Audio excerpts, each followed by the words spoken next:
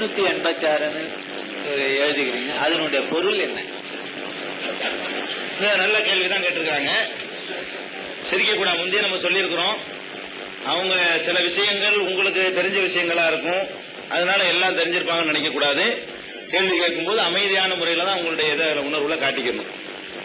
786 சொல்லி முஸ்லீம்கள் எழுதும்போது போடுறாங்க. இது ஏன்னு சொல்லி கேட்கிறாங்க. அது நல்ல கேள்வி. இது ஏன் எழுதுகிறார்கள் என்பது காரணம் என்னன்னா, முஸ்லிம்கள் ஒவ்வொரு காரியத்தையும் பிஸ்மில்லா என்று சொல்லி ஆரம்பிக்கணும் சொல்லி தருகிறார். அதாவது இறைவனின் பெயரால், அளவற்ற அருளாளனும் நிகரற்ற அன்புடையவனுமாகிய அல்லாஹ்வின் திருப்பெயரால் உண்ணுகிறேன், அல்லாஹ்வின் திருப்பெயரால் பருகுகிறேன், அல்லாஹ்வின் திருப்பெயரால் சொல்லி எல்லாத்தையும் செய்யணும். எழுதுவதா இருந்தாலும், பேசுறதா இருந்தாலும், உண்ணுவதா இருந்தாலும், பருகுவதா இருந்தாலும், உறங்குவதா இருந்தாலும், எழுவதா இருந்தாலும் எல்லாமே இறைவனின் திருப்பெயரால் சொல்லணும் எங்களுக்கு இஸ்லாம் சொல்லித் தருது. நபிகள் நாயகம் சொல்லி இருக்கிறாங்க. அந்த அடிப்படையில் சில பேர் என்ன பண்ணாங்கன்னா, இது ஏதாவது ஷார்ட் ஹேண்ட்ல பண்ண முடியுமான்னு சிந்திச்சாங்க. சிந்திச்சு பிஸ்மில்லாஹிர் ரஹ்மானிர் ரஹீம்ல உள்ள எழுத்துக்கள் இருக்குல்ல, அந்த எழுத்துக்களுக்கு ஒரு எழுத்துக்கு ஒரு எண்ணு, இந்த இங்கிலீஷ்ல நியூமராலஜில கொடுக்குறாங்க, ஏண்டா 1 பீனா 2, அது மாதிரி ஒவ்வொரு எழுத்துக்கு ஒரு நம்பரை கொடுத்து போடுறது. நம்பரை கொடுத்துட்டு அப்துல் காதர்னா ஏக்கு 1 பிக்கு 2 டோட்டல் பண்ணி ஒரு நம்பரை சொல்லுவான். இந்த மாதிரி அது ஒரு ஜோசியமாவே நடத்திட்டு இருக்கான் ஒரு கூட்டம்.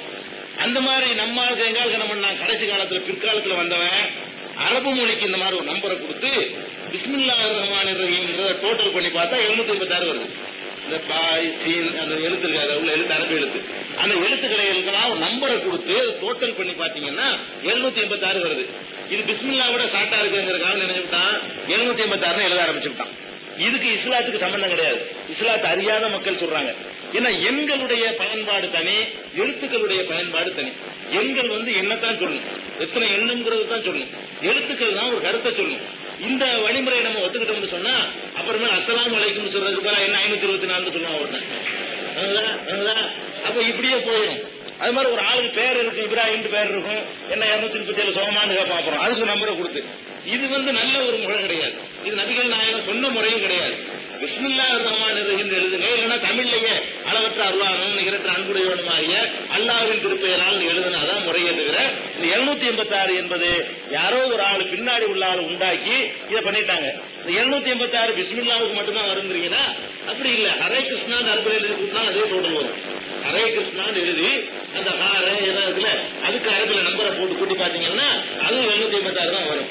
இன்னும் எத்தனையோ விஷயத்துக்கு அந்த நம்பர் கொடுங்க. 786 என்பது ஒரு பிஸ்மில்லாவுக்கு மட்டும்தானே வரும், எத்தனையோ விஷயங்கள் கெட்டதுக்கெல்லாம் வரும். அதனால எழுத்துக்களுக்கு பயன்படுத்தணும், எண்களுக்கு பயன்படுத்தணும். அதனால பிஸ்மில்லாஹிர் ரஹ்மானிர் ரஹீம் சொல்றதுக்கு சோம்பல் பட்டுக்கொண்டு பிஸ்மில்லாவுக்கு சாத்து கண்டு தான் அந்த 786 சொல்றாங்க. அதை இஸ்லாம் ஏற்றுக்கொள்ளாது.